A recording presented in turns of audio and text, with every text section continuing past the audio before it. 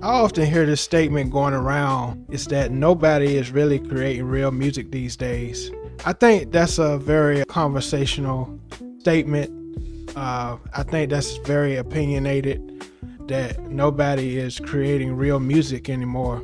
I think it's based upon the messenger who is saying that statement, and also if a person is really musically inclined, if that statement is true or is it false. I think every generation, they feel like the generation after them is not creating real music. And the first thing we have to do is define what is real music. Real music is so many different structures as far as music is concerned. So who is to say if this type of music or this type of genre is real music or not? The newer generations, Gen Z, they may feel like the music these days is real music, trap music, simplistic music. They may feel like that's the real music, and their music is better than what was out in the 60s, 70s, 80s, 90s, 2000s, the 2010s, and so forth. And so they may feel like their music is better than the past generations. And saying that nobody creates real music anymore is truly a false statement. We have to consider those things. Who's the messenger? A lot of older, or I should say more seasoned producers or songwriters or artists, they may say that church is missing out of R&B. Church is missing out of music as a whole, and they say that contributes to how great R&B is now. And I think that's based off of opinion. Me personally, I come from the decades. 90s was my prominent years when I first fell in love with music, and music was heavily influenced by gospel. A lot of the artists in the 90s, the 80s, and even the 70s, they came from the church. And so that where I grew up on, that's what I really love up until now. And so time has changed, the climate has changed, where a lot of people are more outside of the church these days, I would say.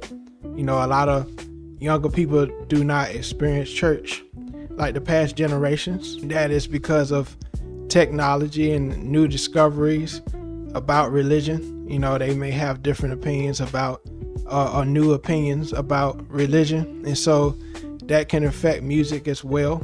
As far as technology, the sound and the sonics of music may be different these days than the days of old. That's a lot of things to consider, when you're talking about nobody is creating real music these days. And so it took me a while myself to harness those facts as far as what the new generation considers music versus the older generations, what they consider as real music. And so these are a lot of things that we have to consider when we say that statement.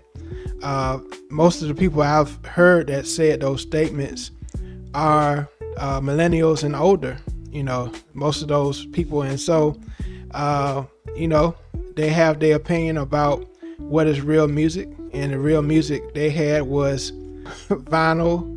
They were in the ages of vinyl, cassettes, where you had to really sit down and create music. And nowadays, a lot of music is created by loops, sample packs, drum packs, and all types of packs.